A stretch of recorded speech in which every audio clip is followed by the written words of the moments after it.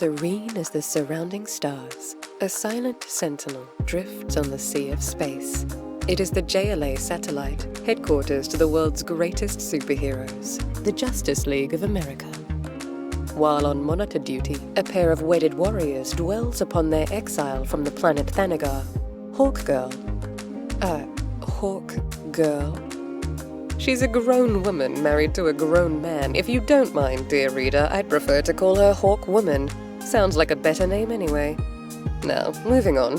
Hawk Woman comforts herself by imagining the satellite is orbiting her native world, perhaps over its fabled crystal forest.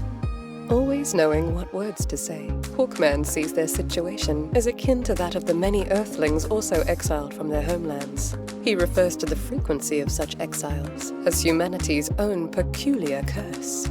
However, those exiles have survived and, at times, have returned to their homelands, and they have done so through having hope. Outside, a rogue sentry zeroes in on the JLA satellite. Meanwhile, 22,300 miles below, we follow the exploits of the Atom, aka Ray Palmer, and his wife, Jean. The Ivy University professor and Ivy Town attorney have been invited by an old friend to a holiday gathering. That friend, Stu Solomon, greets them at the door. Surprised by the nature of the gathering, Ray apologizes for not being religious. Stu explains that Hanukkah, for him, is more tradition than religion. In 165 BC, the Maccabean Jews successfully rebelled against an oppressor. According to the Talmud, the temple was nearly stripped bare. There was only enough oil to light the temple lamp for a single night. Miraculously, the oil lasted 8. It was a testament to the endurance of the Jewish faith. To commemorate that miracle, a candle is lit on each of the 8 nights of Hanukkah. Back in orbit, the JLA satellite is under attack. The opening salvo disables the distress signal. Only a few members have been alerted. Hawkman scans the rogue sentry. Its design is unknown to the JLA computer, but it is certainly terrestrial. Since the defenses have also been disabled, Hawkman charges at the rogue from the airlock. Although his alien physiology can endure 5 minutes of vacuum, Hawkwoman wonders how her husband can fare against a weaponized satellite with only his bare hands. Unbeknownst to Hawkwoman, her husband palmed some tools on his way out. Utilizing his gravity belt, Hawkman evades the rogue's lasers until his bicep is shot. Don't worry, 'tis but a scratch. Under the rogue, Hawkman attempts to pry open its casing. However, the rogue is booby-trapped in case of tampering. The resulting self-destruct stuns the winged wonder unconscious. As Batman, Black Canary, and the Atom teleport aboard, the teleporter overloads and explodes. Hawkwoman exclaims the need to rescue her now unconscious husband. It is then the Atom informs everyone the life support system is dead.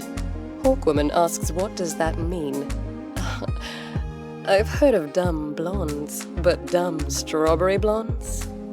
Black Canary then adds even more dire news. There is only one spacesuit and a single evacuation sled. What? Were there budget cuts? Was Bruce Wayne being cheap? As Canary suits up for a spacewalk, Hawkwoman fetches a replacement life support unit from her Hawk ship. As the onboard temperature drops and the CO2 rises, Atom and Batman attempt to buy time with a temporary fix on the life support. While Canary rescues Hawkman, Hawkwoman dangerously skims the upper atmosphere for additional speed. It is then Atom enlarges, struggling to speak, only to pass out from the cold. However, Canary notices the air pumps reactivating as Batman remarks their confines are warming. Canary then informs Batman that while outside, she identified the rogue debris as American. An hour passes. Hawkwoman returns with a permanent life support. Batman mentions to her something odd about the wrecked unit. Its wires were beyond repair, and yet it operated for an hour. Atom reveals that before passing out, he was trying to say just that. Ever questioning, Batman wonders how a disabled life support worked. Ever faithful, Atom says it was simply a miracle. And so, a rebellious lot defeats an oppressor. A temple to justice is stripped bare. A limited resource goes beyond its limit, and throughout it all, a pair of exiles held onto hope. That twin sister, of faith.